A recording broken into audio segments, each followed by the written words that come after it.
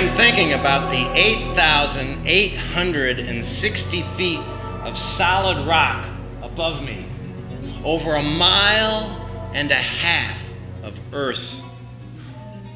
When we came down the engineering shaft 1 mile down into the earth, my ears popped 29 times. We've been crawling along these rocky tunnels and down old wooden steps just to get into the depths of this mine. Now, when I look off at the rock right here in front of me, it has this glistening, greasy, shiny look. It's a quartzite. It has gold in it. And the zone we're working in and we're looking at is only about 3 or 4 feet high, so we can never stand up. Along the working face are hundreds of black miners in the South African mine. They are working in their hard hats, underwear, and gumboots, steel-toed boots. Because it's so hot in here, they take their protective coveralls off and they throw them over in the corner because the rock temperature, when I lean against it, is up to 140 degrees Fahrenheit. The air temperature is 108 degrees. This is the South Deep Mine in the Witwatersrand Basin outside of Johannesburg, South Africa. The mine is owned by JCI, Johannesburg Consolidated Investments, and my boss, Hugo Dummett, and a friend and a guy who works here, Frank Gregory, and I are looking at the geology. Here it is rich, if you're in management. Here it is powerful, if you are in corporate. But this is the era of politics, of apartheid in South Africa. And now I'm thinking of up there in the daylight, 1.5 miles up in the daylight, someplace, Frederick Willem de Klerk is the president of South Africa. He is the last national president, party president, in the era of apartheid. And he is negotiating with somebody. We have just found out that he's negotiating with Nelson Mandela. He wants Nelson Mandela to help him bring this country from racially segregated into a democracy. Nelson Mandela was let out of jail on Robben Island in 1990, and next year, 1994, he would be elected president 1 year from today in this mine by the first all-race elections in South Africa. But the rock is so hot. Ventilation fans force refrigerated air down here, and we turn into the very faint breeze to help cool us down. But we're looking at the rocks farther out and around to see where the interesting geology is, to understand how this mine was made. Now and then we hear poof, poof, these rock bursts deep underground. Jake de Villiers, the project geologist, just says, "Ach man, these are just rock bursts. At least they're not here." But it's so hot in these distant little tunnels in the mine. Then I hear it. And there's this explosion and rock burst! I sit up and I realize that when the rock burst, I was looking down at some rocks. The side of my face and my hands and my arms are peppered with these little glass-like slivers of quartz from the rock. There's so much pressure in the rock from the 1.5 miles of land above us that it wants to fill this open space we're in. Well, what am I doing here? So I'm sitting there pulling these slivers out of my hand, thinking, I didn't know this. But then I'm thinking about something else. I'm thinking, what are the 5 worst things that can go wrong in a mine? Well, a cave-in. That'd be my number 1. Think of it. The rock just coming down on you.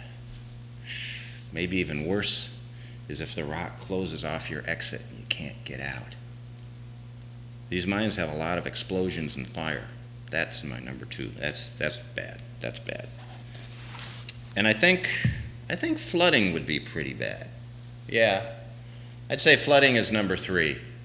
Think about that a minute. You're working away, and you're just paying attention to your work, and suddenly you feel this breeze on your face. You can't hear any sound yet, and then the very gentle and so you look down at it, and in the spotlight nature of your hard hat light, you see frothing water rushing towards you. It's all dark brown and black, and pretty soon you're in it. Well, that's pretty bad. Carbon monoxide, kind of like drowning, but not in water. That's my number 4. And then I'd say rock bursts. Probably part of a cave-in, really, because all this stuff is going to cave in sooner or later. But I look at all these people down here. There's 4,000 employees and 1,800 contractors working underground every day. Every day. The tally of human cost is high. There's 70,000 men killed in these South African mines in the last 100 years. There's been 1 million people seriously injured. I'm not talking about cuts and scrapes, but seriously injured. That means that in the last 100 years, there have been 28 people killed or seriously injured every day of the year for 100 years, mining gold and platinum in South Africa. So why am I here? Well, I don't know what I'm doing underground. Just wondering, why am I here?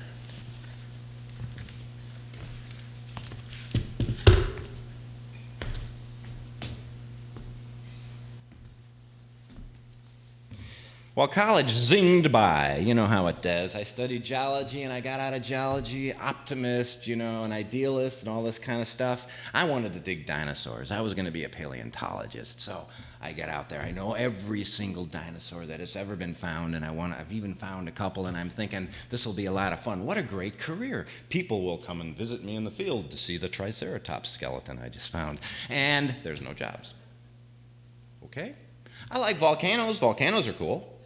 So maybe I'll work on volcanoes. I've seen a couple, they're kind of dangerous. It's like, hey, what'd you do over the weekend? Oh, I ran away from lava. That's pretty cool.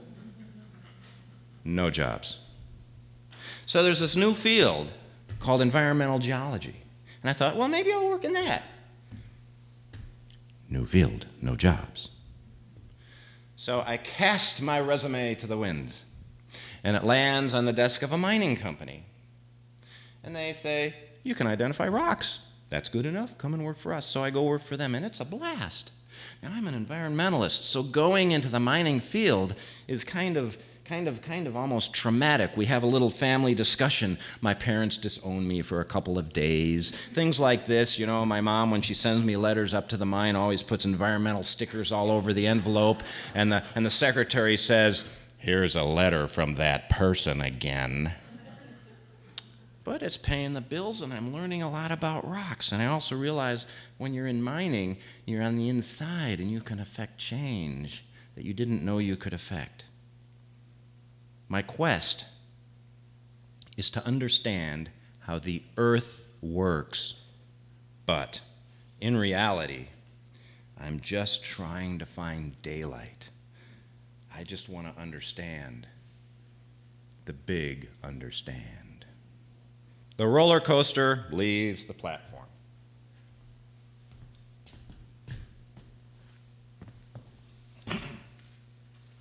I get an office, put my hard hat on my desk, and I start receiving memos. It's business, right? Have you ever received a memo from upper management that just didn't make any sense? There's a reason for this. The language of management and human resources is different than the language most of us speak. But the good news is we've identified a translator. It's an ancient text called the Rosetta Stone. The Rosetta Stone was discovered in 1799. It has 3 languages on it: Demotic script, hieroglyphics, and Greek. This, they say, the archaeologists, unlocked a language that was dead for 1,000 years. Now, you and I know that language was management.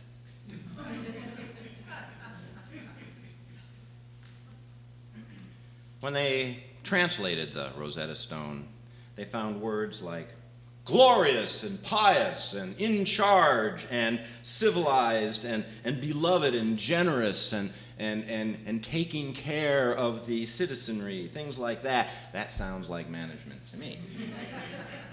There are also words like revenues and taxes, prosperity, cavalry and infantry forces and ships, great sums of money, and things about corn, gold, and silver. Sounds like human resources and accounting to me. So the Rosetta Stone is really just a management book written by the ancients to understand the language of management, mostly human resources as well. We need a new Rosetta Stone, don't you think? Wouldn't this be useful? So if we imagine the Demotic and the hieroglyphic and the Greek equivalents in modern speak, we get something like the following 3 memos. Now, if you read the Demotic, it's more like the language of lawyers and administrators and managers. So it's, the guys that write the manuals. If you read hieroglyphics, that was the language of the pharaohs and the kings, which today are the CEOs and the presidents, right? And then if you read Greek, you realize that's actually the common language. That was you and me and the artisans and the philosophers and the workers, all of those people. So the first memo comes out to all employees. Stephen Lynch, President, Human Resources Department, policy updates. Now this is in the Demotic. The Human Resource Department wishes to inform FTEs of the new QA/QC requirements in all SLPs, SMART, designed to enrich your CP with goals using your new vision-oriented GPM. This system that is endorsed by the CFO and compliant with all RSA, PP, PEMHP, and IRAs, except for those FTEs who have been reprioritized. Remember, our business is people. And on the bottom, they got the vision of the company, Drive our vision forward. The second one, of course, is hieroglyphics. President, CEOs. They get the HR memo. They look at it. They didn't know what it meant. So they repen this memo to all employees.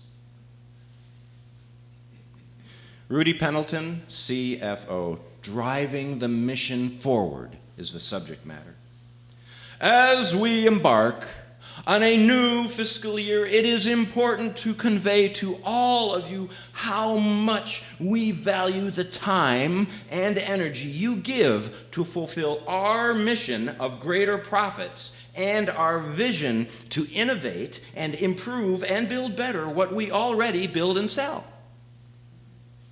We have scheduled some new and fun workshops to help us better realize our vision. We implore you to work with our skilled consultants who will help us optimize your team for our gains. It's a win-win. An invitation list will be sent to those participating staff.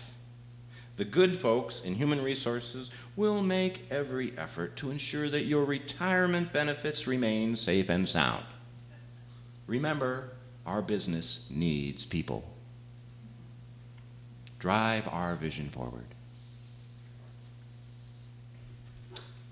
Well, Sydney up in processing.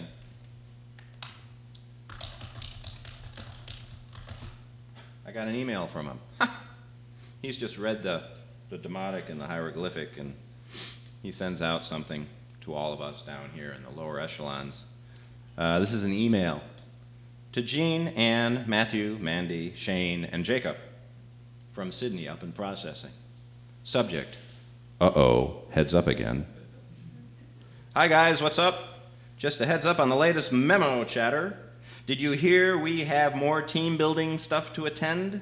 But only if you're invited. Yeah, it's after hours, no overtime on this one. Someone got a vision up their backside. Oh, and there's more paperwork. And they say it's not going to affect our benefits, but you know it always does. And there's a rumor going around that some of us are going to get laid off. They're calling it team optimization.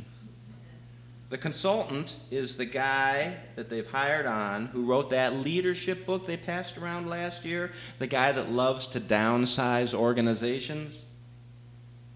Remember, the boss says it's just business, it's not personal. Meet me at the pub after work.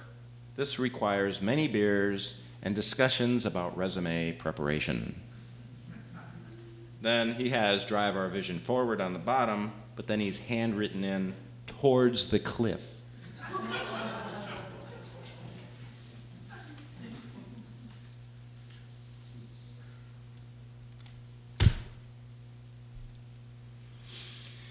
Well, I traveled to Guanajuato, Mexico, to look at silver deposits.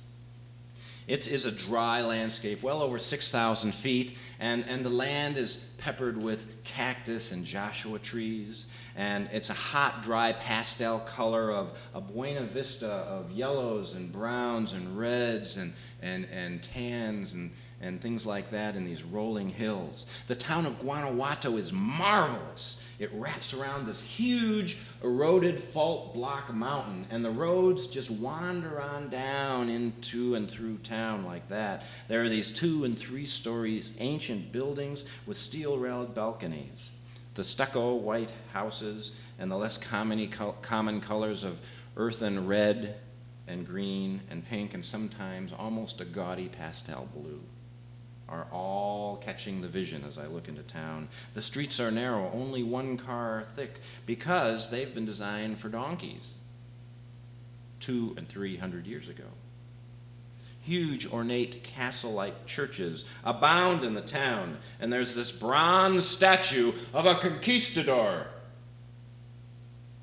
And there's also a stone statue dedicated to the silver miners. And in the square, there's a dedication to the revolution. Guanajuato is here for a specific reason. When the Spaniards entered Mexico in the 1500s, they discovered silver. Some of the mines, such as the Valencia mine complex just over on the other side of the hill there, has been operating without a break since the 1700s.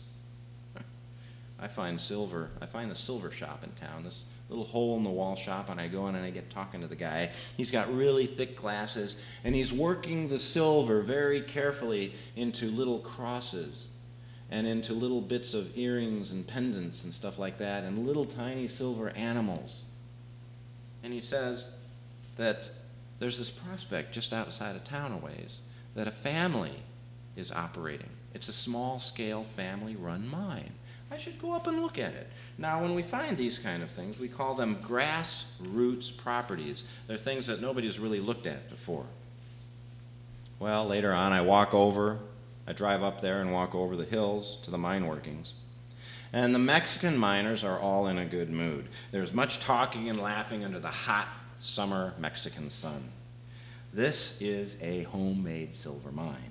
The rocks have been dug and blasted and hauled out of the earth. And right in the middle of the workings is this vertical shaft that's nested amongst the angular rocks. It looks like this unique black hole in the middle of this rocky universe. The rock is colored just like the hills, tans, yellows, oranges, and reds. All of this is from the rusting of the iron sulfides and the other silver minerals. And all this rust points to metal in the ground, metal of great value. And I look at the shaft. Well, there's this rickety wooden kind of, structure above it. And there's this pulley and this hoist and pulley system dangling down from the head frame here. And then there's a rope that dangles down into the vertical shaft right down there. And it's tight right now. And I can see that somebody's actually coming up out of the mine. And I notice right next to the gaping hole is a statue of Jesus. And they've got him kind of tipped looking down. with that, friendly, loving, I hope you make it out kind of look. When the miners come out of the mine, they kiss Jesus. When they go into the mine, they tap him on the head. So I glance behind the lift mechanism now. So here's the rope coming out of the vertical shaft up to the pulley system up here. It's all made out of old, ancient, probably, conquistador vintage steel and iron, cast iron, stuff like that. And I look along the horizontal extent of the rope, as I'm looking, and I see that the rope stops at the south end of a northbound donkey.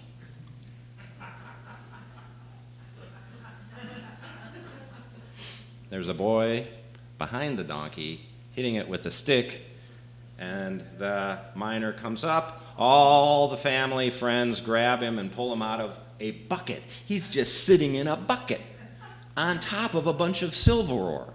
So they put this metal bucket down into the bottom, fill it with ore, and then they put a guy on top, and then the donkey hauls it out. The miner kisses Jesus, and he goes over and he pats the donkey. The donkey stands there. It's breathing heavily. It's got bits of foam around its mouth, fighting against, the 120 pounds of people and the 40 pounds of rock and bucket. And so this is truly a mom and pop operation. The matriarch side of everything is in charge of the love and the food and some of the safety things, maybe a little bit of first aid now and then when something goes wrong. And the patriarch side provides the organized labor and the intuitive goal setting of the operation. They are motivated by the fact that this silver deposit could hoist them out of poverty and give them a future never dreamed of. This is a people-oriented, goal-driven family business. Okay, amigo, you go now.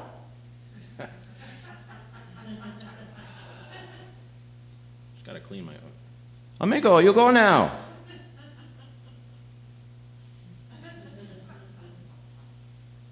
My expression is one of, do I have my will in order?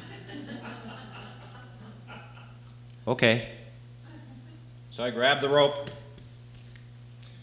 and it makes that creaking sound that woven fibers make when they're strained, And I put one foot into the metal bucket, and it starts swinging, and I swing out into the metal bucket. They've taken the ore out, so it's me and the bucket and the rope. And then I see the kid on the state-of-the-art hoist mechanism go from the south end of the northbound donkey to the north end of the northbound donkey and start urging it to go backwards. And so as it goes backwards, I am lowered in these jerky donkey step type motions down into the hole as the edge of the earth rises above me, and I end up seeing just this daylight up there and these heads looking out over, and one of them says, "Hey, amigo, you're doing fine. So is the donkey." Well, after about 30-foot descent, I hit bottom, and I looked down into a couple tunnels that they've blasted and dug by hand. And there are many miners down here, maybe a half a dozen or so, nothing like South Africa. And they are chipping away and speaking in Spanish and having very much a social mining kind of event. They're talking and there's a little bit of laughter and stuff like this. And they fill up these bags, these big burlap bags with ore. They each weigh about 40 pounds. And then they drag them back to the bucket. I get out of the bucket, a bucket tender drops the bag in, empties it, and goes, up it goes. I'm down here by myself, so I crawl into some of the tunnels and I start looking around. Now, silver mines are jewelry boxes. They're really cool. The surface oxidation is all rusty, but when you get down underground, you see this mineral called parargyrite. It's a silver mineral that crystallizes into a beautiful ruby color. And there's argentite, a silvery gray mineral. And then there's native silver, which grows out of the rock. Like on those cold Door County mornings when the frost has that hoary frost look? This is what the silver looks like when it grows native. One of the miners wants to show me what he's been chipping away at. It's a vug. It's this hole in the rock about as big as my open fist here. And inside, I can see all these parargyrite crystals, the ruby-colored silver minerals, and a couple other ones in there. It's beautiful. It looks like a Fabergé egg that's been turned inside out. And he looks at me and he says, "Amigo, this is my end of the rainbow." After a couple of hours of mapping and sampling, I returned to the metal bucket. I have collected at least 20 pounds of rock. Me, back then, 165 pounds. And the bucket's about 20, so I'm doing the math on this. There's a few extra pounds above what the normal load is. You know what I'm saying here? And the boy tending the buckets assures me that the ass upstairs can haul my ass out of the hole.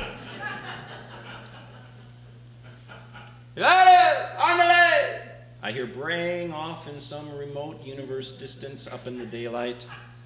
And the rope tightens and strains, you know, and I'm hanging on for dear life, and I look up towards the light, and up I go in jerky motions. It's like this birth canal experience. The earth is giving me up to daylight. I'm getting all wow about this. This is like, this is what the miners experience every day. No wonder they kiss Jesus, you know. And I'm thinking, I'm hanging onto this rope very tightly, and I get up to the top, and there is Jesus looking at me. Just before I reach daylight, I have the sense, what if the rope snaps? But then, I have this other sense. What if the donkey loses its footing? Down I'm going, looking up at the daylight, and then suddenly it's blotched out by a donkey.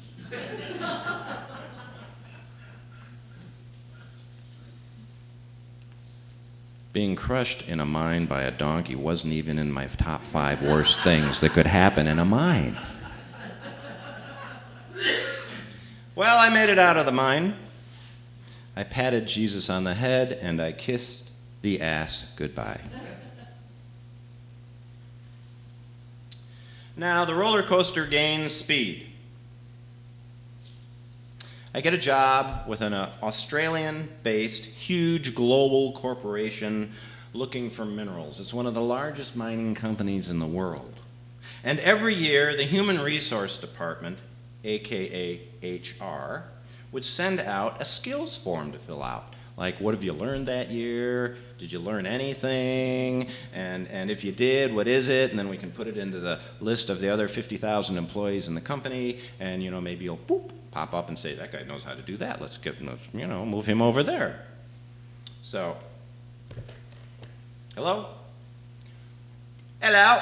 May I speak to Dr. Kuhns, please? Oh, it's the HR guy down in Melbourne. You know, Melbourne, Australia. How do I know? This is me. It's Dr. Kuhns. You just call me Roger. What can I do for you? Well, hello, Roger. Yes, my name is Colin, and I'm in the Melbourne office. Never would have guessed. And you realize, Roger, that human resources is a group that takes our business very seriously. You know, it's all about people. Yes, I've heard that. I think I know that. I'm a bit nervous, you see, because when HR calls, you're either getting promoted, or you're getting fired, or you've done something against policy, usually a policy you don't know anything about. Well, I was examining your annual review and your skill set, and I noticed that you've been considered for a new assignment. But I also noticed that you've put down you speak 7 languages. I am? You didn't know? No. Oops. Well, just pretend that I haven't spilled the beans. They're spilled. Well, pick them back up and put them in the can. Anyways, you put down that you speak 7 languages. Roger, that's a lot of languages. Now, I know that you speak English. And you put down Spanish and French, and you wrote in that. But these other languages, now, Roger, we take these reviews very seriously. You know, this is the basis for promotions. You've written down that you speak languages that I don't think really count. I don't remember anything about this. I might have been in a funny mood. Yes, you've written down you speak American, Canadian, Australian, British, and New Zealand. Roger, I don't think that last one's even a real language. I don't think you take these reviews very seriously, Roger. You can see the need for HR reviews to be very seriously. Oh, please. Well, Hugo gave me the promotion, and I moved to Africa to live for about 8 years. Now, you remember the Rosetta Stone, that ancient book on translating the language of management. Well, it just so happens that another paragraph was translated recently, and you're the first to hear about it, of course. And this revealed a great understanding about types of managers. Now remember the 3 languages on the Rosetta Stone: the Demotic, the hieroglyphics, and the Greek. The Demotic, the lawyers, and the administrators and managers and stuff like that. And the hieroglyphics, you know, the CEOs and presidents. Maybe some of you have actually worked for a pharaoh, I don't know. And then the Greek, the common man language, the worker, the artist, the scientist and philosopher. So it's the Greeks who really are able to communicate. And the Greek philosopher Epicurus said, "We live happiest when we are free from the pains of life, and a virtuous life is the best way to obtain this goal." But Hippocrates turned out to be the Greek philosopher of choice for understanding personality types. Did you ever hear these personality tests called the Myers-Briggs? Okay, well, what they did, basically, is they built on all these ideas of Hippocrates. And they basically figured out that you have extroverts, people who are recharged by other people's energy. So they go to, when they're really tired, they go into a crowd and they, you know, extroverts. And then there's the introverts who, you know, when they're tired, they kind of got to go in the back room and turn the lights off and go into a sensory deprivation tank and just hope things get better. And then they have the group of sensing people. You know, I get you. I feel your pain, kind of thing. And then there's the intuitive people, like, yeah, that's obvious. Yeah, it's just, you know, it's obvious. And then there's the thinking people and the feeling people and the perceptive people and the judging people. So it all works kind of like this. You have people, and some people are managers, and some managers are good managers, and some are less good managers. And it all started with Hippocrates, who figured this out in 400 BC, and he had a lot of insights from Plato. And then this kind of moved through, you know, the eons and a lot of different kind of experiments in management and stuff like that. And then Carl Jung in 1921 decided to put some stuff into it, and David Keirsey and Isabel Briggs Myers and her mother, Catherine Cook Briggs, and a dozen other kind of things happened. And they come up with, you know, types of people. Doesn't mean you're good or bad. It's just kind of how you deal with things. And so one manager might be a Prometheus-like, rational, sensing, judging protector type. A protector. People like John D. Rockefeller and Warren Buffett. Jack Benny, believe it or not. And Mother Teresa and the Dalai Lama. Protectors. Some managers may be more like a Prometheus-like guardian, sensing, perceiving type known as creators. These include people like, you know, Jack Nicholson, Madonna, Eddie Murphy, Lucille Ball, Donald Trump, all the comedians, and Barbara Streisand, and even Steven Spielberg. Creators. And then there are the personality types that are more Apollo-like, you know, idealists, intuitive thinking people, and these fall into the intellectuals. People like Franklin D. Roosevelt. Whoopi Goldberg and Steve Martin are in this group. Al Gore, Katie Couric, and Albert Einstein. And finally, the types of the Dionysus-like artisans, intuitive feeling people called visionaries. These include Mark Twain and Bob Dylan, Margaret Mead, and John F. Kennedy. Well, this is a lot to absorb, but it boils down to what natural tendencies people use to manage or lead people, whether they are bullheaded or compassionate, controlling or team-oriented.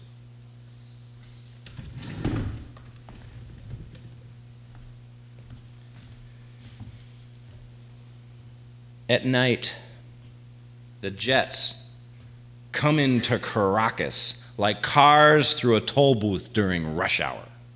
Venezuela is the hub of activity because of its natural resources: oil, gold, diamonds, agriculture, and low-cost human resources. I have been sent here by the company to look at the gold and the diamonds. From the Caracas airport, my team and I board 2 Cessna 208s. The team is small, about a half a dozen people, including a Fort Lauderdale high-risk-taking businessman with Cayman Island accounts named Bob Cooper. A good field geologist is with me, one of my compatriots from the company. He's from Arizona, John Hoyt, and then me. Cooper has actually bought these 2 Cessnas. He's letting us use them. And he bought them so that he can fly when and where he wants. They're stocked with beer and sandwiches.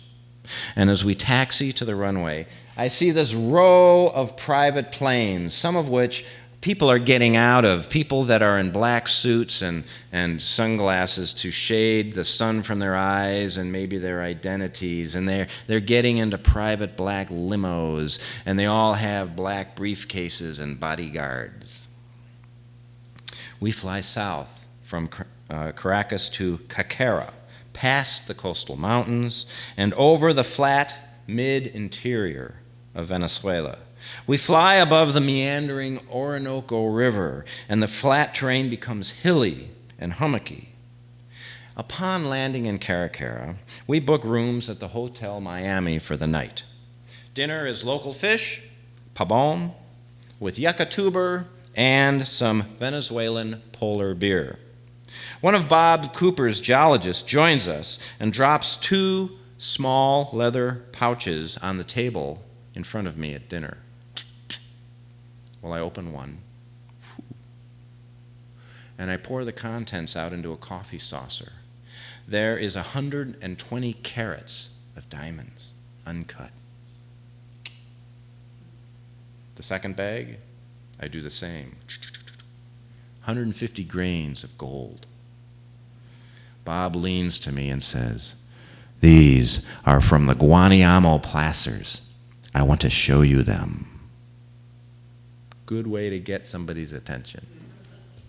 In the morning, we fly further south. This time, the terrain is much more hilly and changes into true rainforest habitat. The land is hummocky green surfaces interspersed with these rounded mountains, and then these flat-topped, high-cliffed, flat plateaus called tepuis start occurring in the landscape. They rise 1,000 or 2,000 feet above the plains, and huge waterfalls pour off the top in these beautiful veil-like network of falling water. Fantastic and gorgeous. They are made out of the Roraima quartz sandstone. The Roraima quartz sandstone has gold and diamonds in and amongst cobble layers in the sandstones. And this is weathering out into modern rivers and making new placer deposits. And that's what is being worked. We find the Guanayamo River and continue south above its light brown water, deeper south into the jungle. Under this blanket of green, holding up the tepuis, is 2.6 billion-year-old granite. Through this 2.6 billion-year-old granite erupted 1.7 billion-year-old kimberlites. Now, a kimberlite is a rock that is sourced underground 200 miles. Where diamonds form. And it comes up at the velocities of the speed of sound. erupting as a volcano and spewing diamonds out in the ash and collecting them in the crater. These eroded 1.7 billion years ago and washed into the rivers that would make the Roraima quartzite. And ultimately that would weather into the modern rivers today. Well, the banks of the Guanayamo are pocked with alluvial mining pits. The rainforest has literally been dug up to access these gravels and sift through them for gold and diamonds. This is an ecological disaster. We'll soon see from our airplane view the town of Milagro up ahead now. And we spot the only landing strip. And as we come in, we actually are coming in between these tepuis, these big vertical cliffs of Roraima quartzite, and it's pretty tight fit. And you got to actually fall out of the sky onto this dirt runway. And as we're coming in over the rainforest, I see things in the rainforest like a wing, or a fuselage, or a propeller stuck in the top of a tree. And there's a, does that have people in it still?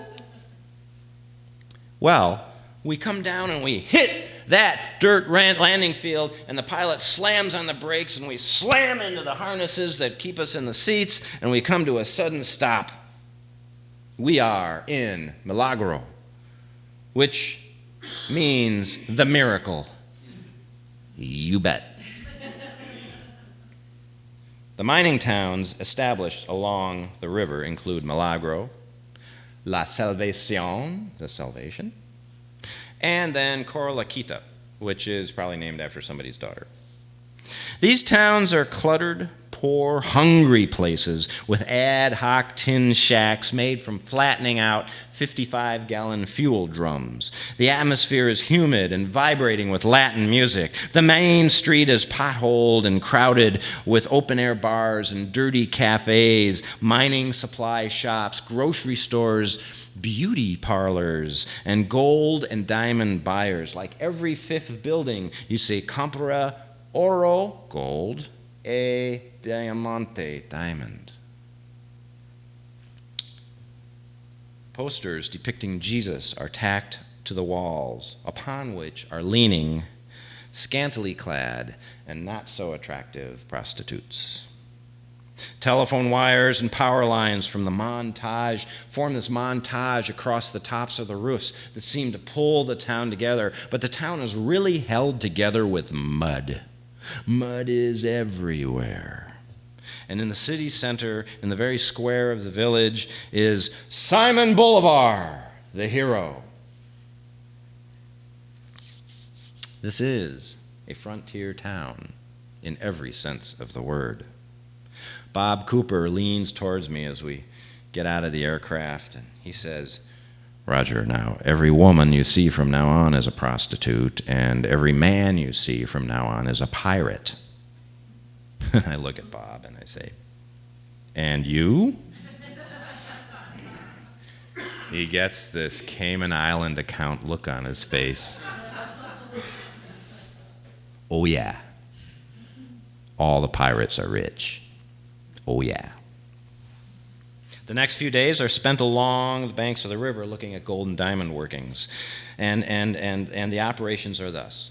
First, they set a pump by the edge of the river, and they pump water through a fire hose and blast it into the rainforest, washing away the trees and the animals and everything like that until they get to the gravel, and they start washing the gravels, and it starts excavating this big pit. And it digs deeper and deeper and deeper until you have this huge hole, this crater from the high-pressure water. And then they have another pump next to that big crater full of water and washed gravel, and they pump that out. And they pump the gravel into what's called a jig. Now, the top of the jig has a big coarse grate, and the boulders and things like that go flying off. And the bottom of it has a very fine grate, or screen, and the clay and the silt wash through, and that's why the river is the color of chocolate milk. The stuff in between they keep. This is the jig screen size that collects gold and diamonds. So at the end of the day, they clean the jig each time, just once, and I got to see this many times. Carefully, one of the miners will pull out that key screen. And first thing he does is he kind of looks through it with his fingers, looking for diamonds. Now, sometimes you'll find a big stone. And those stones just shine like their own universe. Nothing in this gravel is remotely as shiny and brilliant as a diamond. Quartz looks dull by comparison. Then what he does with this is he takes it over a big tarp and flips it upside down, thwomp, pulls back the screen, and all the heavy minerals, the gold and the diamonds, are now on the top, and you can see this array of gold and sparkling stones. John and I wander along the Milagro Trail and come across more workings. We come across this huge excavated pile, and there's a half a dozen muddy and muscled Venezuelans who are working with 2 men from India and 3 men from China. We strike up a conversation, and one of the Venezuelans, named Jesus, speaks passable English. I speak passable Spanish back in those days, and we got talking, and it seems that they have discovered a buried gravel layer, very narrow gravel layer that's really rich, but it would be take too much time and energy to blast all of that gravel above it away, so what they've done is they've sunken a shaft down to it in gravel. Deja vu all over again. I take a look down the shaft and I can see a mud cake face looking up at me, smiling. Jesus says, "Hey, you want to go down and take a look?" John Hoyt, the guy standing next to me, says, "Roger, that's nuts. That's gravel. It'll cave in if you just look at it sideways." Well, John is right. But I figure, well, maybe if I just slip down there real quick, have a quick look, I'll beat the odds. So I look at the hoist. It's just a rope. Kind of a rickety, this time metal head frame made out of some truck parts. And I follow the rope, and now this time it's attached to the rear axle of a truck up on blocks. If you want to come out of the mine, the guy in the cab goes in first gear. If you want to go down in the mine, you throw it in reverse. So I tell Jesus, sure, I'll go down. I wrap the rope around me, tie it off, I hang on, and Jesus says, put it into reverse, and down I go at about a half a mile an hour into the shaft. And I get down there, down to the bottom, which is only 20, 30 feet down, and there's this layer that you can crawl into that they're working in. These guys are working in a coffin. Jeez. La Salvación, Milagro, these are really good names for this part of the country. The salvation and the miracle if you want to get out of this mine alive. Well, I squeeze into one of these low areas and I can feel the cobbles on my back and I can hear the sprinkling of sand on my hard hat. And then I see this guy moving towards me. He can barely fit in this space and he's pushing this bag of gravel in front of him and he goes, hey, hey, hey, and I grab it and I pull it out into the space and send it up the rope. Well, I'm pretty happy to be hauled back up in first gear to daylight. I do like the sun. Well, over the next week, we conclude our visit and meetings. John and I return to the airport and board the Cessna 208 to Cacara. We have been told that we have to stop in Cacara to pick up a package. Bob Cooper has agreed that we do this. We don't know what it is. So we fly out and then we land in Cacara. And it turns out that we have to transport from Cacara to Caracas the local commandant's wife. She's the package. She wants to go shopping in Caracas. The commandant runs the show here and is part of the kickback scheme that allows the Diamond Underground to function at a profit. Everyone is paid off. Pirates, soldiers, police, politicians. The least paid are the miners. Now, John and I are standing there out on the tarmac in the runway there, and we're looking at this pile of suitcases and boxes and crates, and then I'm looking at the woman here, the commandant's wife, and how should I describe her? I would have to say she's round. She's round and plump and buxom and wide and heavy, and her face is beautiful and dolled up, and she's ready for Caracas to hit the stores. And we learn very quickly that she is terrified of flying. Well, she's fidgeting nervously, and she's got all this baggage, and the commandant approaches us, and he looks at the baggage, he looks at the pilot, and he looks at the plane. He looks right past us, and the pilot says, "This won't fit." And the commandant says, "Yes, it will. Put the guys in the back." John looks at me, and he says, "Oh, this is going to be good." Roger, have you completed your will yet? We hear that a lot. So there's this frenzied hour of packing and arguing between the pilot and the commandant's wife. And soon the Cessna 208 is absolutely packed. John and I are instructed to wedge in, climb over, and crawl through boxes and crates and all of this stuff. And John gets in there, and I'm starting to get there, and I turn to the commandant and I said, "Does your wife really need all this stuff to go shopping? It looks like she's already Yes, she must go shopping with all her stuff. This is how she does it. She tells me this. I don't argue." Okay, calm down. John and I are thinking that, maybe there's things in these packages, like diamonds, gold, cash. Well, doors close, taxi into the runway. Pilot is sweating. We can tell the plane is too heavy. The pilot guns the engine, and the plane lurches forward, and I yell at John, "Lean forward!"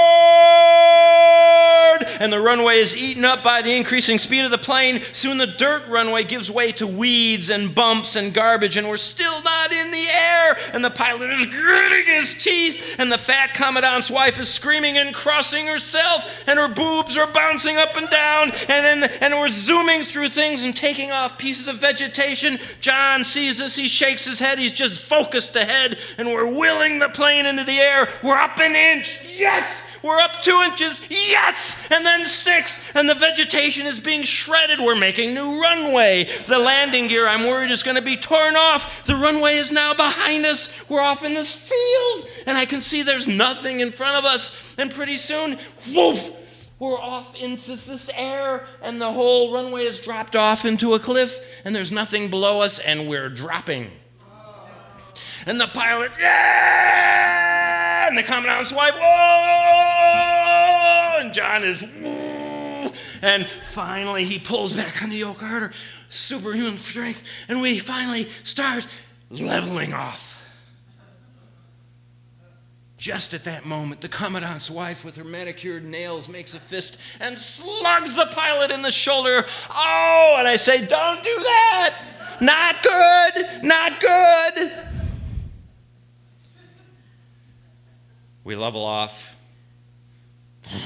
The pilot looks back at me and says, "Amigo, we are never doing that again." We're on our way home.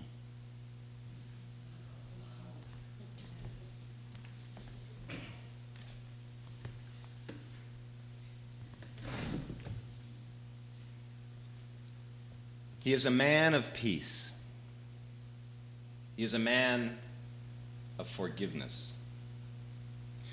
But he is also a man with great strength and charisma, like none I have ever seen. He is known to say, "In my country, you first go to prison, then you become president."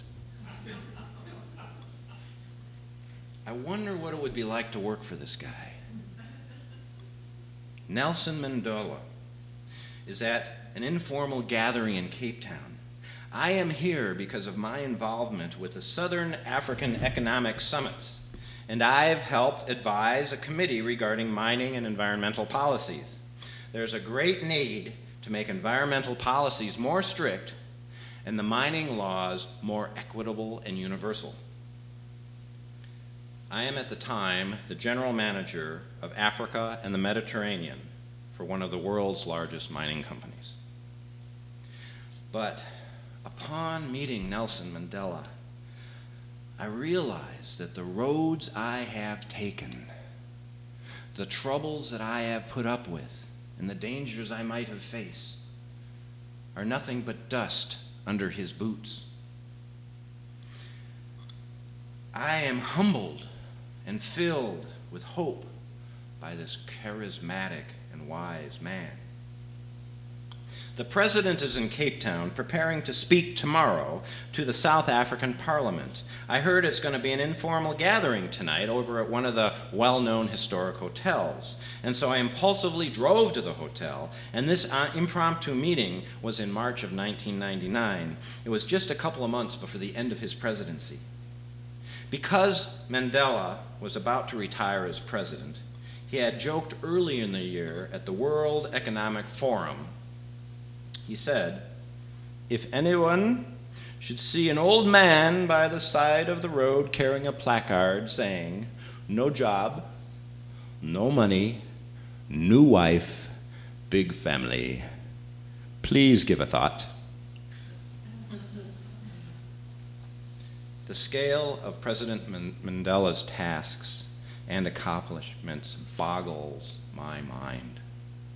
Pulling a country into democracy. When he came into office, 30%, some 12 million people, were without clean drinking water. By the end of his presidency, he had given clean water to over 2 million of those people. He was elected when 63% of the households in South Africa were without electricity. They had no electricity. When he left office, 36% were without. Mandela ushered in the African Renaissance. The president said, as we gathered around him in this small group, we were talking about what's next, and he says, "The sadness and our greatest challenge is the distance we need to go to equalize education. Our people have the talent, they have the strength, but they've not had the chance. We are trying to fix this. This must be part of the gaining respect and defeating fear. We'll never have our equality, neither will we have peace without these things: education and defeating fear." In our brief chat, President Mandela asked where I felt the mining companies should stand with regards to people. I said that from my perspective, mining companies should be all about people, all about the communities in which they work. I said that it is incumbent upon the mining companies to behave as responsible citizens. The mining companies must practice compassion and humility. Their efforts must be genuine. He said that I was such a dreamer. He then said, "This journey to equality is a never-ending road. We will never end this pursuit." The president's very fiber preaches lessons in humanity and people-centric management and leadership. It is all about people.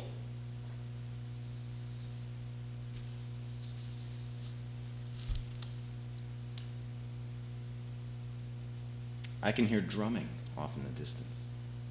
This rhythmic, wooden, heartfelt drumming, this percussive tone, and joyous chanting of voices. I'm taking a few days off, and I visit this archaeological wonder in Zimbabwe called Great Zimbabwe. It is here that the archaeologists found the national symbol for Zimbabwe, the state bird, this black bird perched on a post.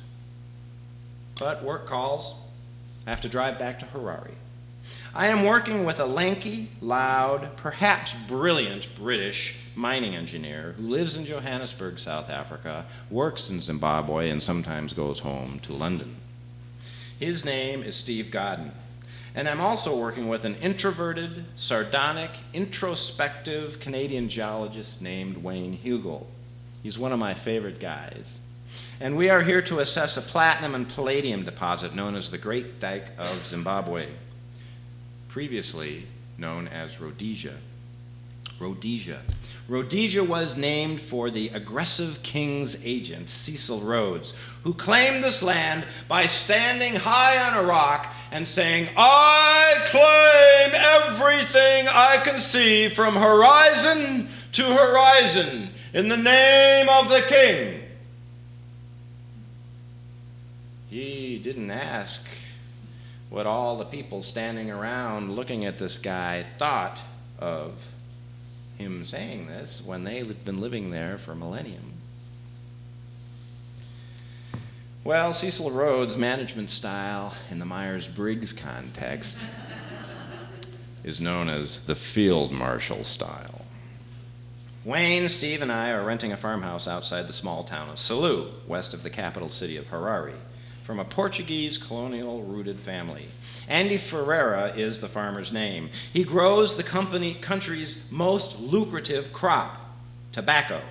The house is located a ways outside of Zimbabwe, and Andy is this hulking man, the solid man with rounded shoulders. He's a hard-working man, and he has this welcoming smile to those people he likes. Now, his farm has 100 native Zimbabweans working on it, and they live here full-time. They hardly ever leave. He pays them, but it is minimal.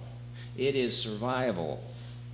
It's just such an arrangement that will ultimately enrage the country's president, Robert Mugabe. Andy's wife, Beth, a wonderful woman, told me one day, "We didn't have apartheid. Well, we never called it that." Our project manager is a long way away in San Francisco. He's an old Rhodesian. He left before independence in 1980. And he's on a power trip, I would say. He has his own stack of human resources challenges that revolve around gender, race, command and control, fame, and I would say responsibility avoidance. He practices management in the style that Myers-Briggs would call the field marshal personality type. Interestingly, just like Cecil Rhodes. Steve Godden, the engineer on my team, when he's a bit testy with the boss, calls him our own little Napoleon. During these days, we work on the rocks and we slowly figure out the trend, the size, and the grade and the mineability of this platinum reef. This platinum reef is a zone only about 3 feet thick. It's only as thick as those mines we saw in South Africa that you could never stand up in. The project manager, our own little Napoleon, has a way of commanding us to get things done. He'll say, "Roger, I need this done quickly, quickly." Quickly, quickly. I guess that's pretty fast. Now, my boss, the vice president of exploration, Oliver Warren, has an executive assistant. Her name is Georgette Cobbs. She's this wonderful black woman from Oakland working in the San Francisco headquarters office. So she sees little Napoleon every day. She calls me one day and she says, "Oh, Roger, quickly, quickly, just told me to tell you that he wants you to call him quickly, quickly." I say, "Georgette, we already call him quickly, quickly." And she goes, "Ah!" Her laugh just brightens my heart. And she says, "I don't think he wants us to call him that anymore, but he wants you to call him quickly, quickly." And I told him you would call him quickly, quickly just now. Now she goes laughing again. And what Georgette has learned, she helped me set up some of the South African work, and she learned that in South Africa there's a phrase. It's called "just now." Can you go pick up that box? Yes, I'll get it just now. Would you go move that car, please? Yes, I'll get it just now. Would you please stop the gushing wound on my leg? Yes, I'll get it just now. Just now is the South African phrase for, yeah, I'll get to it when I get to it.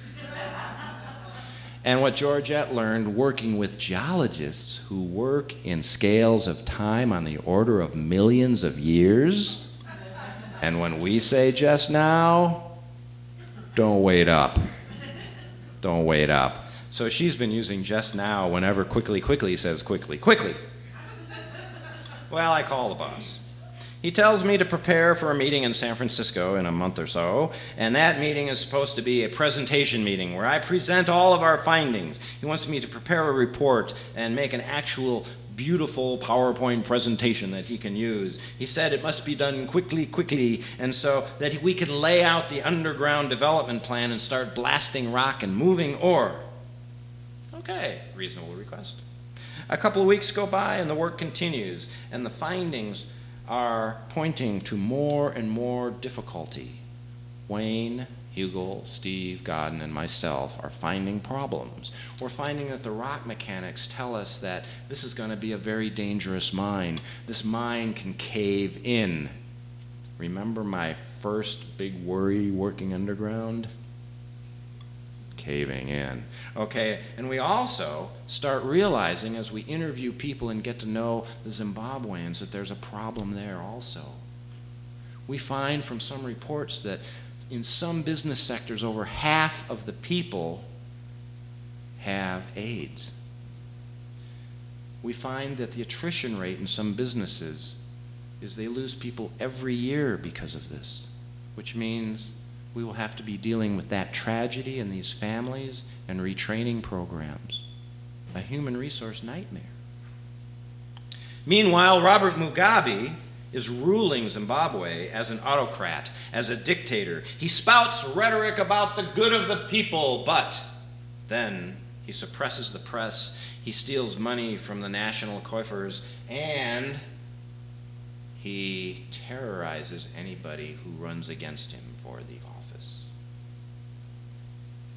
He basically is managing his country like some of the South African businessmen are managing the big mines. And we realize that people learn from example, right? And when greed rules, people always take a second seat. A good bit of time passes. I fly to San Francisco to present our findings to the Vice President of Exploration, Oliver Warren, his team leader and my good friend, Hugo Dummett, and our little Napoleon, Mr. Quickly, the project manager. The first part of the meeting goes well because all I'm doing is reviewing basic engineering and geology. But by my team's determinations, the rock above the Platinum Reef that has the good stuff in it is very, very bad rock. The rock mechanics and engineering Steve and Wayne and I have done show that in order to keep the mine safe, we're going to have to put supports every 3 or 4 feet. Now you're in a space that's only 3 or 4 feet high, and every 3 and 4 feet you got a post. This is a cross pile of timbers. There's almost no room to operate in there. If we don't do this, it'll cave in. I tell quickly, we have 2 ethical choices. 1, move ahead with the mine and know that this decision will cost lives. We already know the statistics from mine disasters in South Africa. The second choice is to stop the project, and I know this means that it opens a can of worms and risks a huge investment, but are we about people or money? Little Napoleon turns as red as a tomato. He's sweating and he has his hands flat down on the desk in front of him, and he's been pushing this project for years. This is a career builder. He tightens his lips and he frowns. Oliver Warren, the vice president and my mentor, speaks up and he says, "Roger has a point. If we know our work will kill people, we shouldn't do it." Hugo agrees. Little Napoleon looks up. He's got the ear of people higher up on the food chain than Oliver and Hugo. Quickly says in a very controlled and logical voice, "No, I think we must move forward with this mine. I think Roger and his team's assessment is too critical, too conservative. I think the rock conditions are better than they report. This will be a safe mine." There's silence in the room. I start to speak, but little Napoleon holds up his hand and says, "Wait! Roger, thank you. Thank you for your work, for your team's work, but this is the decision. I flew back to Harare. I told Wayne and Steve. Wayne just looked forward as we drove back to our farmhouse, and then he said, I knew quickly would put money before people. But in time, the underground workings were developed, and upon invitation from Quickly, because he wanted to show me how safe the mine was, he asked me to come out to the mine and tour. So I did. I flew to the platinum mine to see what the conditions might be like.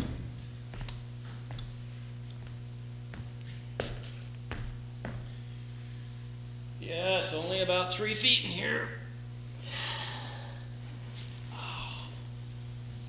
And I can see that you've put the supports not 3 feet apart, but looks more like maybe 5 feet apart. We would call that block there a widowmaker. Oh, that's good. Better get out of here.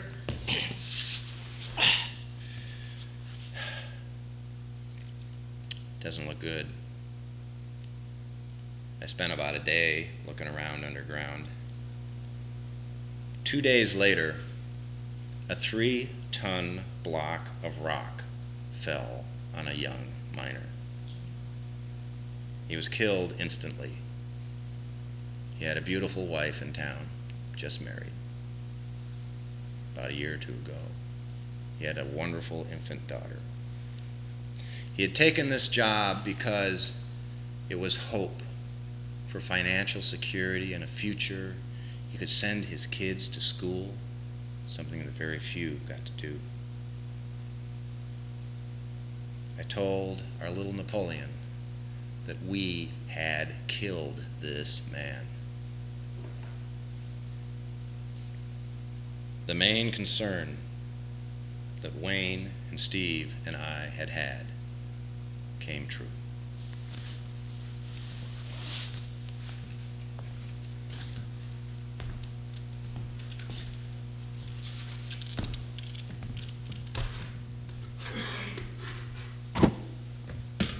Within a year, the increasingly obdurate Zimbabwean President Robert Mugabe endorsed the withdrawal of the company from the platinum mine.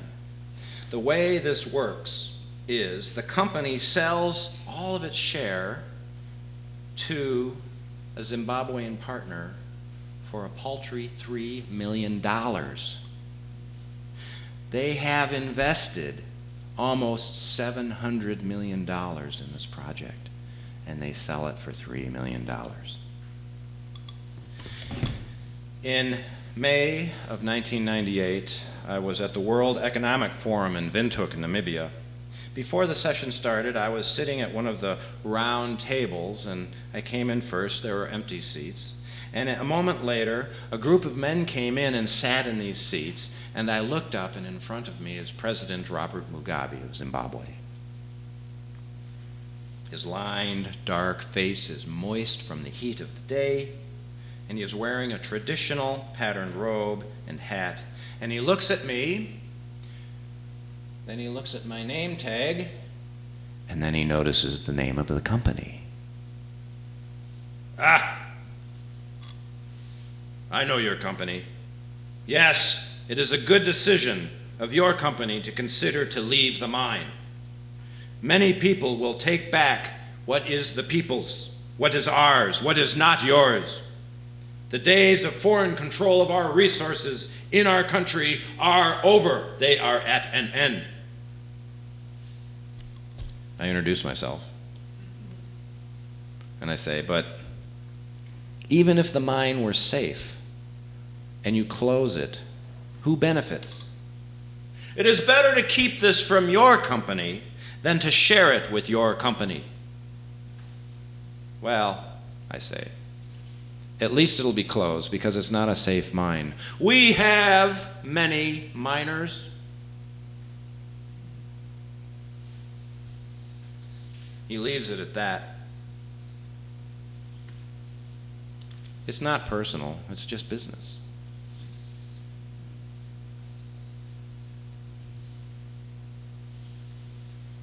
In the morning of August 24th, I am in a small room in the Carlton Hotel in downtown Joburg. Seated before me is Tenzin Gyatso. Tenzin Gyatso, better known as the Dalai Lama. We are meditating, about 20 of us. Last night he spoke at this large auditorium to hundreds and hundreds of people, and after just about everyone was gone, I found that I could not leave. About 15 or 20 of us remained in our seats. I was in about the fourth row, and he stayed on stage, and he was talking to one of his assistants, and I was just sitting there. I couldn't leave. I didn't know why.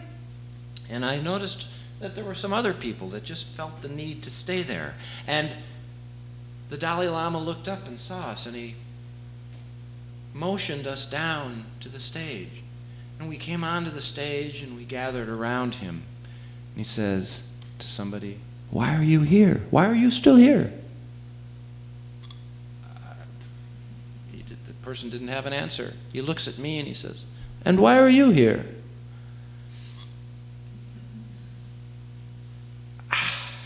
I just wasn't ready to go. And then he says, "Would all of you like to join me in meditation tomorrow morning?" You think?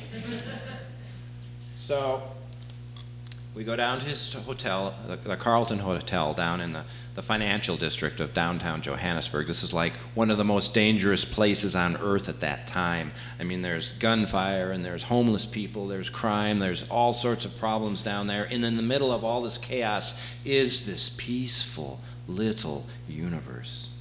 And now we're sitting in this room that's usually used for like a conference room, a big table and stuff. All the chairs and tables are out. We're all sitting on the floor, about 15 of us, with the Dalai Lama right in front. And he makes eye contact. His smile illuminates his face with kindness and charisma. And he says, "I feel Buddhism holds the answer for myself. It is a personal journey of discovery." Everything is personal with this guy. The Dalai Lama's management and leadership style is one of a protector. That's the sensing introvert. Then he closes his eyes and he falls into meditation. He is in his own personal space. And we in the room do the same thing. Time slips by. Now and then I take a little peek to see if he's done meditating. I've never meditated quite like this before. And he's sitting there, and I'm realizing that the Dalai Lama is the 14th in a line of reincarnated life forces. And this man of many lives sits before us dressed in a deep saffron robe with maroon edging. He is the leader of the Gelug, the yellow hat branch of the Tibetan Buddhisms. I had seen these people in their monasteries when I worked in Tibet. And he has close cropped hair and glasses and an infectious smile. But his eyes, they're a window to the universe. Wow. And this guy is going up against China. He has said elsewhere that he believes the purpose of life is to be happy. I think that's a pretty good thing. This is kind of what the old Greek philosopher Epicurus said. He said, "We live happiest when we are free of the pains of life." Happiness, happiness. And I realized that the Dalai Lama has been reading the Rosetta Stone, right? Understanding this management, but with 14 lives behind him, maybe he wrote the Rosetta Stone. The Dalai Lama looks up, done meditating for 20 minutes, and he says, "We must be tolerant of all languages and religions. One should never change religions because the old one made them angry. Master your anger. You should study Buddhism, and if it makes sense, then research it some more before acceptance. The acceptance of Buddhism is very involved. It is metaphysical. It is difficult. It only seems simple on the surface." He closes his eyes and meditates again.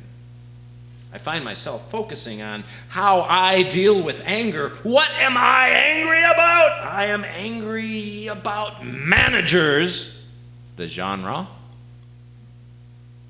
I am angry with managers who treat people like commodities, like resources, like human resources.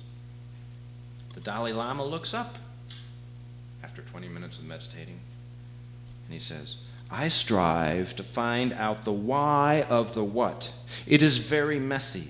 The cause creates effect, but the effect influences the cause. He looks at all of us, strong eye contact, and then he looks right at me and he says, why are you angry? How does he do that? How does he know? He closes his eyes again and we meditate. I'm mad at business people who say, it's just business, it's not personal. I think about how I manage. In my last human resource review, I was told one of my flaws was that I spent too much time with people. One of my flaws was that I was not spending enough time making the hard business decisions, like optimizing people. I am told that I give people a second chance. The Dalai Lama likes to fix watches. He's a natural engineer. The Dalai Lama looks up and says, we cannot achieve our self-enlightenment without overcoming this enemy within, this anger. And again, he looks right at me. And then he closes his eyes and we meditate again. And how does he know this? And I go, wait, he is the spiritual ocean. He is the Bharahasita of compassion. He is the reincarnation of this line of so-named tulkas, the spiritual leaders. He is not a god. He is a reincarnated man. I'm just some guy. And I'm thinking, why aren't more people like the Dalai Lama and Nelson Mandela when it comes to leadership and management? The lessons from these men are that it is people first, and it is never just business. The Dalai Lama looks up after meditating for another 20 minutes and says, life would be so much simpler if there were no people involved, if there were no people here. But then we wouldn't know that, would we?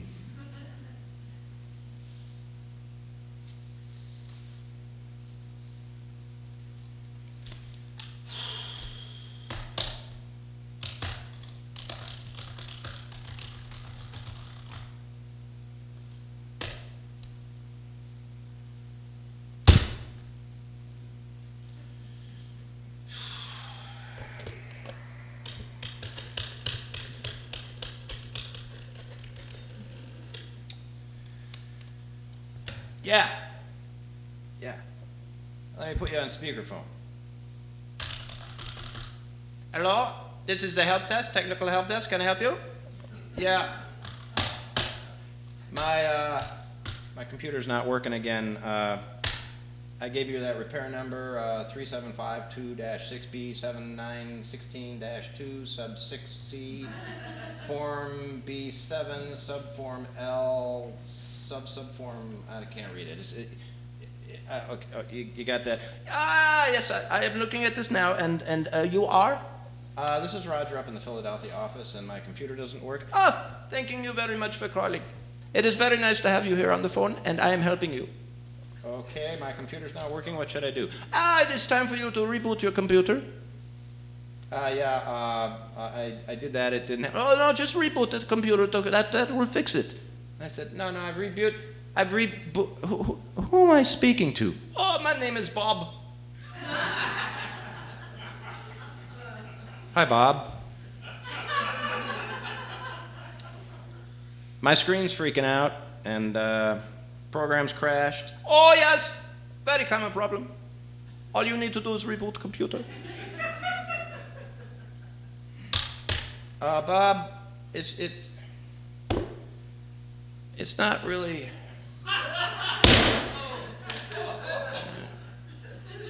Not working, Bob. Oh, did you reboot? Yeah, I rebooted.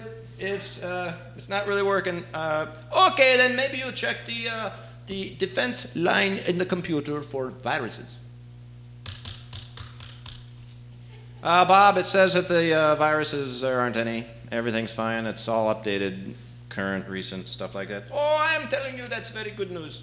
Yeah. Oh, and now if you rebooted, I've rebooted again, Bob. It's still not working. oh, I am thanking you. Hey, Bob, what office are you in? Oh, I'm in the Kansas City office. The headquarters is in the Tech office. Now, I happen to know that there's tornado warnings in the Kansas City office right now, because I was watching the Weather Channel just a little earlier. How's the weather, Bob? Oh, I'm telling you, Kansas City is a beautiful city. It is nice and sunny and green. Oh, it's just wonderful warm. I might even go out and go for a walk at lunchtime. Bob, it's 4 p.m. Oh, I meant tomorrow. Okay, Bob. But I heard that there were tornadoes coming. Bob? Oh, my goodness, I'm looking out the window at tornadoes. They're coming. All of a sudden, it is the strangest thing. It is coming right now. Okay, Bob. Any advice on the computer? It's not working. Have you rebooted? Yes, I've rebooted. It's not working. Thank you very much. Okay, I'm telling you, I am thanking you. Hopefully that I've given you some good help, and your computer is working now. It is very good news. And if you would take some time to fill out the questionnaire at the end, which will help me get a promotion, that would be very nice. Gotcha, Bob. Gotcha. And I am thanking you for calling the help desk. Okay, goodbye. Jack walks into the office. Hey, Roger, heard some of that. Do you know how to fix this thing? And I said, oh, please shed some light on the subject. He says, well, close the top. Okay. Did you reboot it? Yes, Jack, I rebooted it. He says, I know they always tell you to do that. Now stand up. Okay. Now you're going to take the computer down to where they fix it. Pick up the computer, Raj. Okay. Now, hold it out.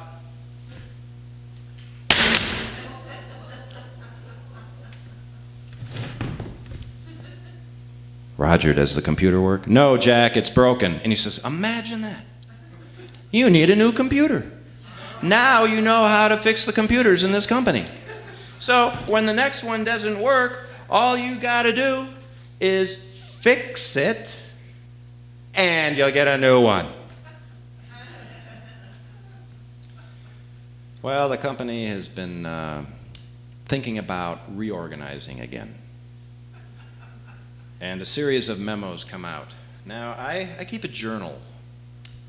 I write a lot of stuff down, and I kept these memos. These are real memos. This memo, when we talk about reorganizing, that usually means somebody's going to lose their job. Memorandum to transitional managers from Nicole Coulter, Human Resources, Melbourne. Subject, we're FBC with the GTF strategy. With this latest round of transitions, our new goal is to multitask our human resources. You. HR is SSD now. We are FBC using the BMPs with the new GTF strategies and assisted by ISAP to help you help us help you. Where's my Rosetta Stone? SSD, Shared Services Department, FBC, faster, better, cheaper. Okay. It goes on. We are procedurally rationalizing the organization, all subject to provisional review. Of course, we're on it. Please send us your ideas and revisions ASAP. So I've got my Rosetta Stone out. You know, I've got that clay tablet with its scratched into stone, and I'm translating this. And now we're at a situation where there's been some layoffs, and everybody is told to multitask. What multitasking means is there's only 10% of us left to do 1,000% of the job and all of the responsibility. I get another memo, this one, to potential PLT direct reports. PLT Portfolio leadership teams. Okay, I got it. From Peter Harris, Human Resources Director, Melbourne. And the subject is reorganization. I want to inform all of you that a new message has been conveyed from corporate. Big, quick growth. No kidding. Because we need to follow this new strategy of BQG, we will be reorganizing the managers and offices again, but this time with the PLTs, Portfolio Leadership Teams, and I realize this reorganization is happening before we could get the other reorganization into place. But we must follow the BQG strategy. The new PLTs will be headed up by the CEO, COO, CSO, CAO, CDO. Yes, we'll report to one of the PLTs in terms of BL, SALDs, and PTSs as we discussed earlier. That memo from about a month ago, Chief Strategy Officer, Strategy Advisor, Leadership Services, Payroll, yeah, business, okay. There's more. Oh, there's more. The PLT feeds into assets, which we're calling the asset football. Keep your eyes on the ball. He really says this. This is a rational model, not a reporting model. It is a departure from the old command and control style of the company. We are pushing the strategy triangle with the three corners being identified as people, process, and systems. People, process, and systems with a toll gating process from process to structure. Wait, I thought it was a non-structure thing. It was just a... Oh, never mind. And this will help with the pivotal and enabling roles and plays into our new organizational structure from the PSM. Oh, that's process systems measures. Remember to keep the three I's in mind as we move forward. Implementation, integrity, and institutionalization. We close half of the offices and reduce the countries we work in from 30 to 12.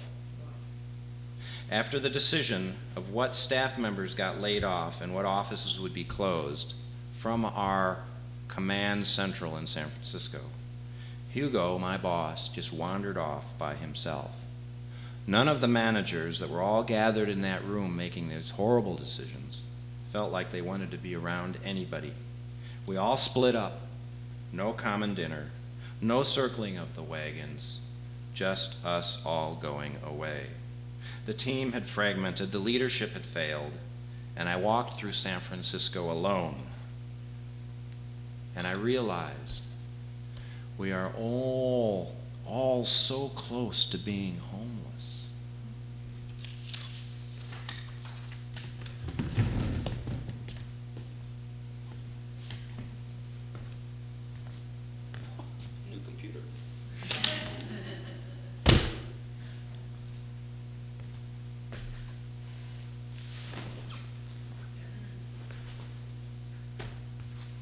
You've heard about Myers-Briggs. You heard about the extroverts and the introverts, the sensing and the intuitives. Well, we've been talking about some people, and I've been keeping notes. So what I figured was with the introverts up here. Now, the introverts are people that recharge their batteries by themselves. The extroverts are people that can recharge their batteries in a crowd, okay? And then there's the sensing people, you know, like, I feel your pain. And then the intuitive people, like, yeah, I get it. Now, there's no bad people on this chart, but there are challenging people. Now, the challenging people I've put into groups. So what I was doing is I was plotting some of the miners and the managers down in South Africa, and some of our HR people. Most of them, they're wonderful people, but they plot down here in this lower left quadrant of extrovert sensing people, and also the consultant that was hired that laid everybody off, he plots down next to the miners and the HR people. And remember the pirates down in Venezuela? Guess what? They plot here as well. So this is my field of pirate managers. People that are kind of behaving like managers, but are kind of behaving like pirates. Maybe you've worked for a pirate. So, then we have the people that ran the big companies and the big gold mines and things like that, and they're the big mine bosses. They're down in this extrovert, intuitive category called the field marshal, like Cecil Rhodes, and that's where our good friend Little Napoleon plots. Then, astonishingly, Nelson Mandela, introvert, intuitive. Dalai Lama, introvert, sensing. My boss, Oliver, the Greek god Apollo. Kind of cool. I'm an introvert. I plot in here near my mentor, Oliver, and that might be why Oliver and I are so attracted to each other, because we get each other. It doesn't mean anybody's bad or good here. It's just kind of how these people that are in these management and leadership roles are affecting the world. So up here, this category I call people first. People first managers, the pirates, and the field marshals. It's all very simple, don't you think? So, I get another memorandum. Comes in, 2 transitional managers from Human Resources, Melbourne. Team rationalization. This is to inform all of you that HR is now part of shared services, and we are rationalizing the organization to ensure equitable charge-ins, rapid response, and flexibility, all subject to provisional review, of course. We've enabled a system to improve our portfolio model, leading to global efficiency at economies of scale that are re-engineered, optimized, standardized to new, longer-lasting procedures, although we are still in transitional management. There's more. To ensure clear communications, we are engaging a practice of exclusive terminology, ET. One that we can call plug and play procedures, similar to the dig and deliver or command and control terminology of our business. This will enable clear communications. By early 2000, I am asked to take a job in Australia, but it would be in acquisitions. The acquisition of other mining companies. This basically means that we climb on the backs of other discoverers, take the fruits of their labors, and then lay them off. This is not what I want to do. In 1998, I traveled to 20 countries and saw my children 15% of the time. In 1999, I traveled to 25 countries and saw my children even less. It's time to come home. So I take the severance package and I return to America.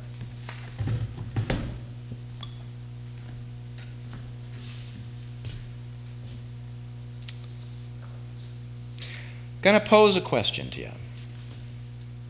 What if humanity got a pink slip from God? There's a New Year's Eve party going on. Master of Ceremonies is interrupted by God, who has an important message. The MC at the New Year's Eve party is saying, "Well, it's only a few minutes to the new millennium. How exciting." Pardon me.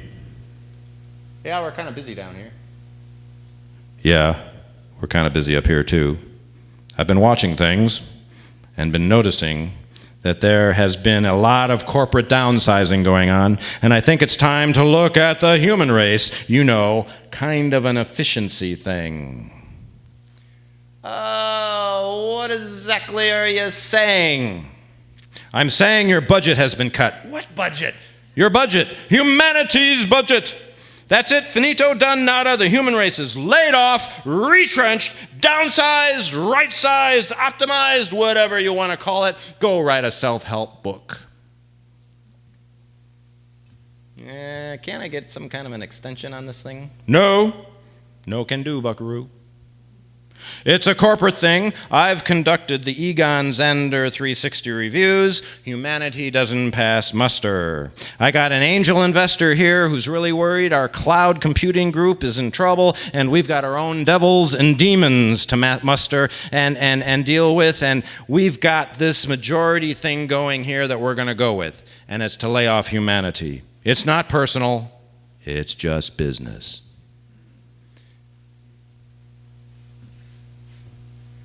Really? You made me who I am. I got some skills.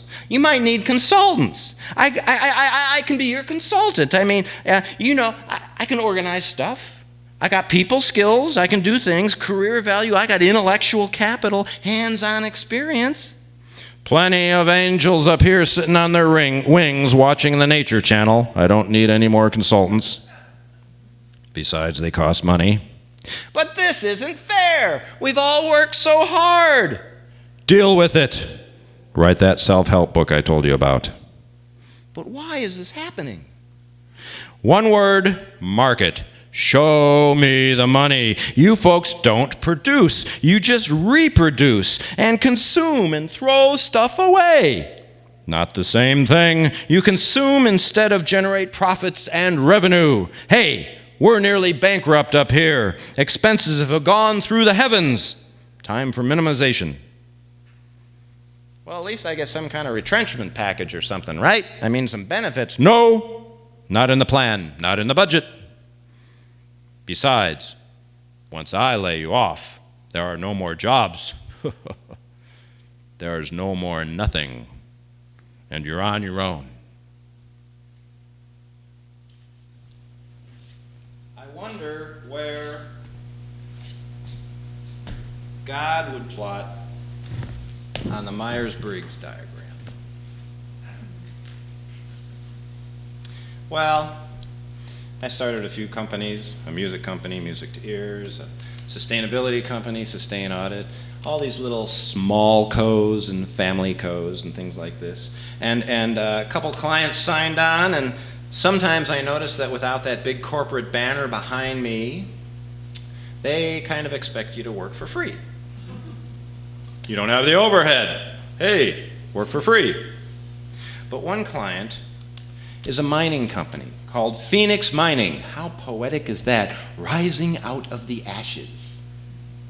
Anyways, I said I'd sign on if we practice sustainability in all that we do. Now, a mine will never be sustainable. It's a limited resource.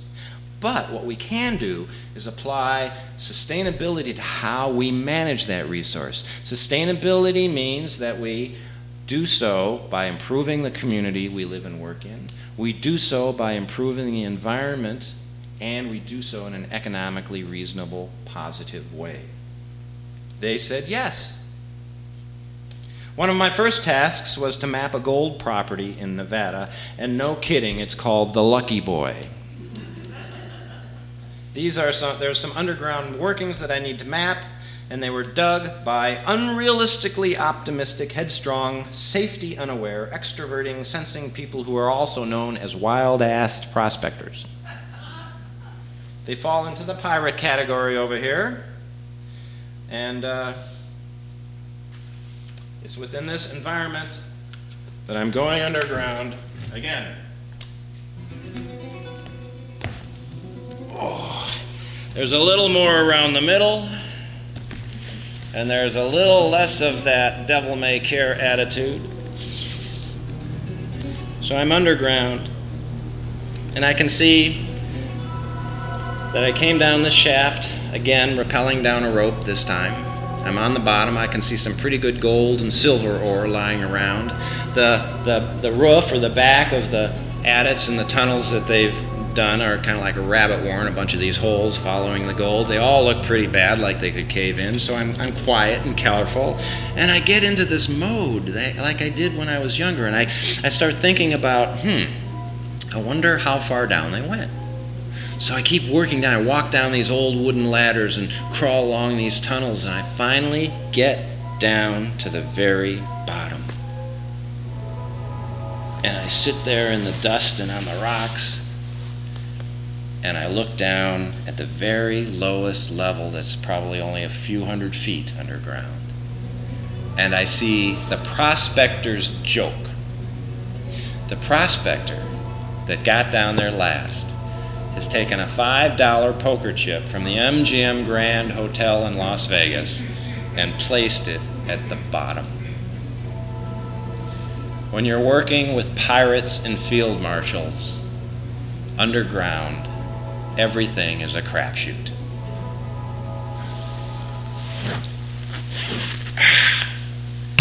It's so nice to be back up here in the daylight.